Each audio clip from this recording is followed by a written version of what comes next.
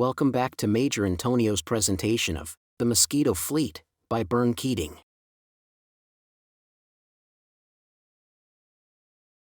Chapter 8, The War in Europe, Azure Coast. After Allied troops had chopped out a good, firm foothold on the northwestern coast of France, the Allied command found that the Channel ports were not enough to handle the immense reserve of men and materials waiting in America to be thrown into the European battle. Another port was needed, preferably one on the German flank, in order to give the enemy another problem to fret about. Marseille was the choice, with the naval base at Toulon to be taken in the same operation. The Allies set H-hour for 8 a.m. on August 15, 1944, and assembled their Mediterranean naval power in Italian ports. Among the destroyers assigned to the shore fire support flotilla were ships of the Free Polish and Free Greek fleets. Lieutenant Commander Stanley Barnes, when he heard about these new comrades in arms, paraded his PTs past the Greek destroyer in daylight so that the Hellenic sailors could see what an American torpedo boat looked like. With a strong sense of history, Barnes remembered the Battle of Salamis, and he didn't want the Greeks to mistake his boats for Persians. As it turned out, the first duty for the PTs was to be mistaken for what they were not. With 2 British gunboats, a fighter-director ship, and 3 slow, heavily armed motor launches, PTs of Squadron 22 sailed from Corsica on August 14th, bound for the coast of France. This task unit was under the command of Lieutenant Commander Douglas Fairbanks, Jr., the American movie star. 3 of the PTs were detached to sail for the northwest as an anti-E-boat patrol. 4 others took 70 French commandos northwest to land at the Pointe des Deux Frères, in the beautiful Gulf of Naples that washes the beach at Cannes. The French commandos ran into a minefield ashore, were strafed by friendly planes, and captured by the Germans. The rest of the task unit sailed straight north, as though headed for Genoa, trailing balloons as radar targets, with the hope that the enemy would think a big invasion force was bound for the Italian seaport. At Genoa, the phony flotilla turned west for the waters off Cannes and Nice, still trailing its radar target balloons. The launches and PTs maneuvered off Antibes, making as much of an uproar as possible, while the British gunboats bombarded the beach. The minuscule fleet was delighted to hear from Radio Berlin that a massive Allied landing near Cannes had been pushed into the sea with heavy losses, and that Antibes and Nice had been bombarded by 4 large battleships. Captain Henry C. Johnson, commanding the diversion groups, said, "The decoy screen proved effective as in addition to several enemy salvos falling short of or bursting in the air over the gunboats, the PTs and the launches were subjected to a considerable degree of large-caliber fire, which passed well over them." Happy with the confusion they had sown, the Eastern Diversion Group sailed west to join a Western task unit with a similar mission.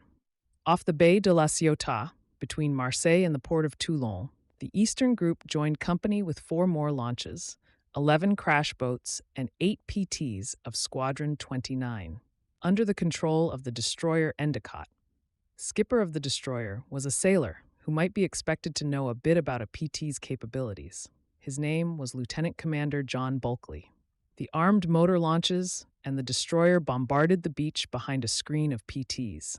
The crash boats trailed balloons, laid smoke screens, fired ripples of rockets at the beach, laid delayed action bombs in shallow water to imitate frogmen at work, and broadcast noises of many landing craft. The crash boats hoped to give the impression of a convoy 10 miles long and 8 miles wide. At 4 a.m., troop carrier planes flew over the town of La Ciotat and dropped 300 booby-trapped dummy paratroopers. Radio Berlin broadcast an alarm. The Allies are landing forces west of Toulon and east of Cannes. Thousands of enemy paratroops are being dropped in areas northwest of Toulon. With great bitterness, 5 hours later, Radio Berlin broadcast, "These paratroops were found later to be only dummies, which had booby traps attached, and which subsequently killed scores of innocent civilians. This deception could only have been conceived in the sinister Anglo-Saxon mind." This complaint came from the nation that was the world's acknowledged master at the nasty and unmanly art of booby-trappery. Radio Berlin continued, "Large assault forces have attempted to breach defenses west of Toulon. But as the first waves have been wiped out by minefields, the rest lost heart and withdrew and returned to an area in the east. For 2 more nights, the Deception forces shelled the beach and made noises like a mighty host. For 2 days, the Germans announced that the main Allied intention was to take Toulon and Marseille by direct assault, and talked of driving off an invasion force, including 5 battleships. Before sailing away after the last phony demonstration, Lieutenant Commander Bulkeley broadcast a message saying that the landings at La Ciotat would be postponed for a few days because of the furious resistance on the beach, but that they would definitely come. The Germans reinforced the La Ciotat area with mobile artillery and infantry units, sorely needed elsewhere.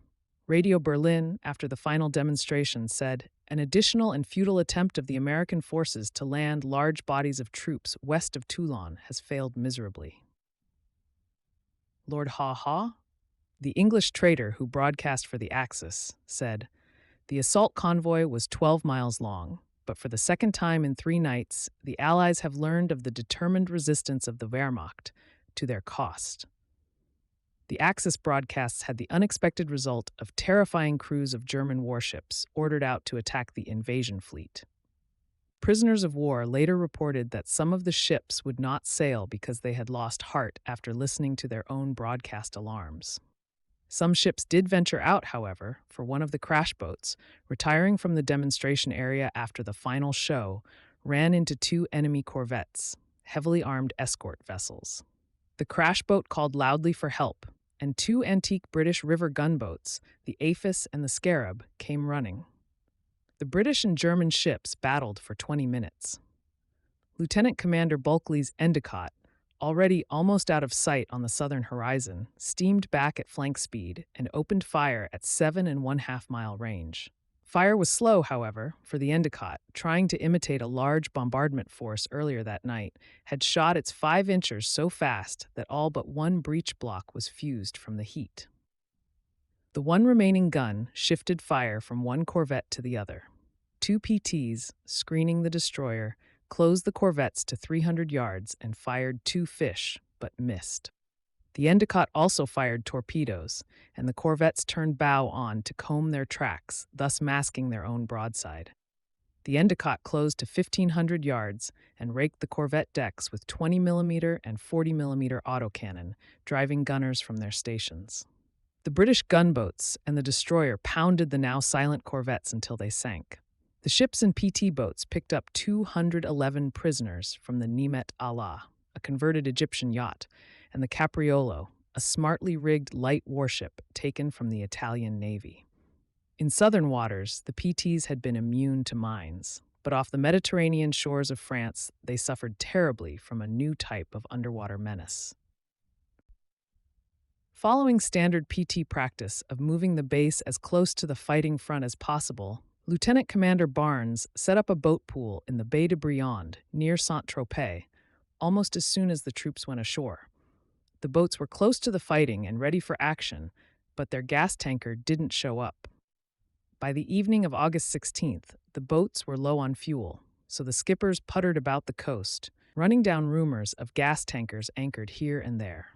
Lieutenant Junior Grade Wesley Gallagher in 202 and Lieutenant Robert Dirth in 218 set sail together to look for a tanker reported to be in the Gulf of Frejus, 15 miles to the northeast, the other side of Saint-Tropez. At 11 p.m., as the boats were rounding the point of St. Aigulf to enter the harbor at Frejus, the bow lookout on 202 sang out that he saw a box-like object floating 150 yards dead ahead. The skipper turned out to sea to avoid it. During the turn, a mine tore the stern off the boat, blew stunned sailors into the water, and threw a column of water, smoke, and splinters hundreds of feet into the air. 4 sailors jumped overboard to rescue their shipmates. Lieutenant Dirth brought the 218 over to pick up the swimming sailors and tried to approach the floating section of the 202 to take off survivors. But the stern of his boat was blown off in the stunning explosion of another mine. The 2 skippers abandoned the shattered hulks of their boats. In the life rafts, they held a muster. 1 man was missing and 6 men were wounded. Amazingly, the engineers of the watch on both boats survived. though they had been stationed right over blasts so powerful that heavy storage batteries had whizzed by them to land on the forecastle. The sailors paddled shoreward. German planes were raiding the beach at that moment, and shrapnel from the anti-aircraft barrage rained down on the rafts. Shortly after midnight, the sailors landed on a rocky point chosen by the skippers because it looked least likely to be landmined. Lieutenant Gallagher picked his way through a barbed wire barricade along the beach and found a deserted and partly destroyed fisherman's cottage where the sailors lay low for the rest of the night, not knowing whether they had landed in friendly or enemy territory. Soon after dawn, the skippers made a tentative venture into the open. Half a mile from the cottage, they ran into soldiers, American soldiers, who took over the wounded men and guided the other sailors to a Navy beachmaster, who gave them a boat ride back to their base. A week later, on August 24th, Task Force Commander Rear Admiral L.A. Davidson heard that the Port de Bouc in the Gulf of Fos, west of Marseille and at the mouth of the Rhone Delta, had been captured by the French underground. He ordered minesweepers to clear the Gulf, and he sent Capitaine de Frégate M.J.B. Bataille, French naval liaison officer on his staff, to scout the shore around the harbor. Captain Bataille rowed to the Gulf in Lieutenant Bayard Walker's ill-fated PT 555. The boat passed the minesweepers and came close aboard an American destroyer whose skipper notified Lieutenant Walker that coastal shore batteries were still shooting near the mouth of the Gulf of Fos. Lieutenant Bayard reported, "It was decided that we could enter the Gulf of Fos despite fire from enemy coastal batteries since we presented such a small target." So, as he put it, they entered the bay cautiously. One wonders how you go about entering a mine-filled bay by an enemy shore battery cautiously. The crew saw the French flag flying in a dozen places on the beach and landed at Port de Bouc, where they were welcomed by a cheering crowd, waving little French flags. Captain Bataille met a fellow officer, French Navy Lieutenant Granry, who had parachuted into the area several weeks before in civilian clothes, and had organized a resistance cell to prevent demolition of the port when the Germans retreated. After a pleasant half-hour ashore, gathering information, Lieutenant Walker spoke excellent French. The party re-embarked, set a two-man watch on the bow, and headed for sea at 29 knots. A few minutes later, said Lieutenant Walker, a terrific blast exploded beneath our stern, carrying away the 40mm gun and the gun crew and almost everything else up to the forward bulkhead of the engine room. The 4 torpedoes were immediately jettisoned, and we anchored with 2 anchors from separate lines. Volunteers manned the life rafts to pick up the men in the water. They returned with a body, 1 uninjured sailor, and a man with a broken leg. 4 other sailors were never found. One of the rafts could not return to the boat because of strong currents, so Lieutenant Stanley Livingston, a powerful swimmer, swam the 300 yards, towing the bitter end of a line patched together of all available manila, electric cable, halyards, and odds and ends, buoyed at intervals with life jackets. Sailors on the boat then pulled the raft alongside. A French pilot boat and a fisherman in an open boat came out from the beach to help.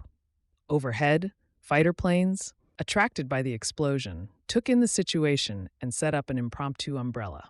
The sailor with the broken leg needed help. Lieutenant Walker put him and the dead sailor's body into the fisherman's boat with the pharmacist's mate and climbed in himself as interpreter. They shoved off for Port de Bouc. 100 yards from the PT boat, Walker saw in the water a green line with green floats spaced every foot. He yelled a warning at the fishermen, but too late. A violent explosion lifted the boat in the air and threw the 4 men into the water. Lieutenant Walker came up under the boat and had to fight himself free of the sinking craft. He took stock. The dead sailor had disappeared forever. The pharmacist's mate, about 60 feet away, was shouting that he couldn't swim, so Walker went to the rescue.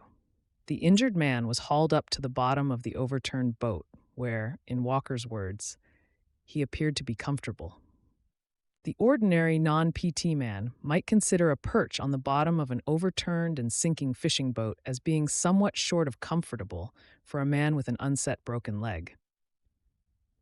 The situation seemed so good, continued Lieutenant Walker in the same happy vein, that I decided not to take off my pistol and belt. The French pilot boat came to our rescue, and the injured man was put aboard without further harm. The fisherman's boat upended and sank as the last man let go.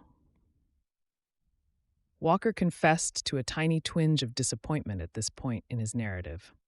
A scouting float plane from the cruiser Philadelphia had landed near the shattered boat, and the PT officers had hoped to get off their message to the task force commander.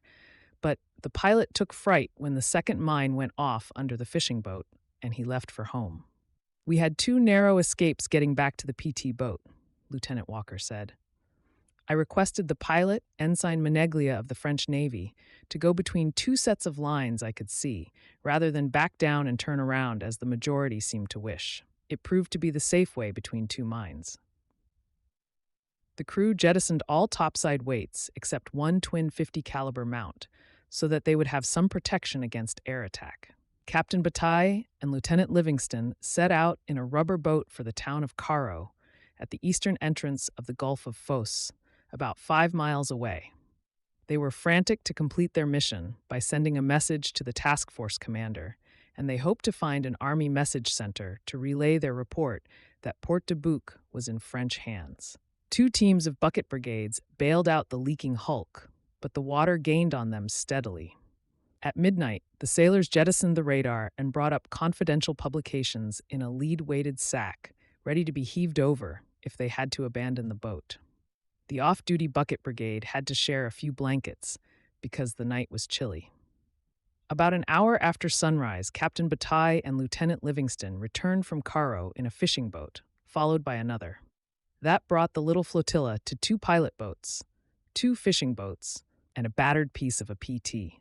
The 2 message bearers had been unable to find an army radio.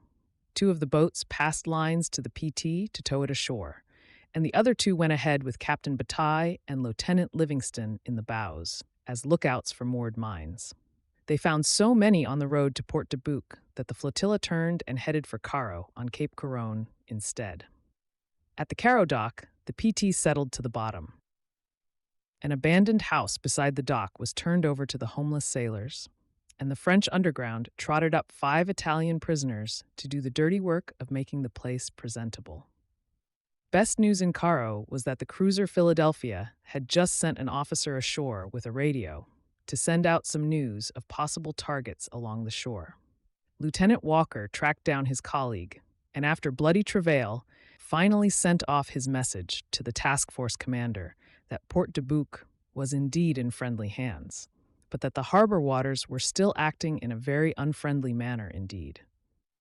Walker threw in a little bonus of the fact that 3,000 enemy troops were only a few kilometers away, and that the French underground fighters were afraid they might escape via Martigues. He relayed the resistance officer's plea for an airstrike to break up the escape attempt long enough for American troops to arrive and sweep up the Germans. Lieutenant Walker adds a touching finale to his report. "I had asked the pastor of the Catholic Church at La Couronne, a village slightly more than a mile from Caro, to say a mass on Sunday morning for the 5 men we had lost. A high mass was celebrated in the church, crowded to the doors at 10:30. The pastor and local people had gone to considerable trouble to decorate the church with French and American flags and flowers. The choir sang, despite the broken organ, and the curé gave a moving sermon in French. 4 FFI men, underground, gotten up in a uniform of French helmets, blue shirts, and white trousers, stood as a guard of honor before symbolical coffins draped with American flags. After Mass, our men fell in ranks behind a platoon of FFI, and followed by the whole town, we marched to the World War I monument. There, a little ceremony was held, and a wreath was placed in honor of the 5 American sailors. We were told that a collection was in the process of being taken up amongst the local people in order to have a plaque made for the monument planned for their own dead in this war. The plaque will bear the names of the 5 Americans who gave their lives here for the liberation of France. The people of La Couronne did not forget. In that tiny village, on the lonely coast at the mouth of the Rhone River, is a monument with a plaque reading, "To our allies, Ralph W. Bangert, Thomas F. Devaney, John J. Dunleavy, Harold R. Guest, Victor Sippen." One of the most brilliant Anglo-American teams was Lieutenant R.A. Nagle's 559 and the British MTB 423, both under command of the dashing British Lieutenant A.C. Blomfield. During the night of August 24th, the marauding pair entered the harbor of Genoa to raise a bit of general hell. Off Pegli, about 5 miles from Genoa, they sighted what they thought was a destroyer and put a torpedo into it. The vessel was only a harbor defense craft, but a fair exchange for the one torpedo it cost. 2 nights later, the pair jumped a convoy of 3 armed barges and sank 2 of them. For the next 9 nights, they tangled almost hourly with F-lighters, 4 sunk, armed barges, 8 sunk, and even a full-grown corvette, the UJ-2216, formerly the French Lincomprise, which they riddled and sent to the bottom as the top prize of their 11-day spree. Hunting got progressively meager as winter came on. PTs prowled farther afield and closer inshore in a ferocious search for targets.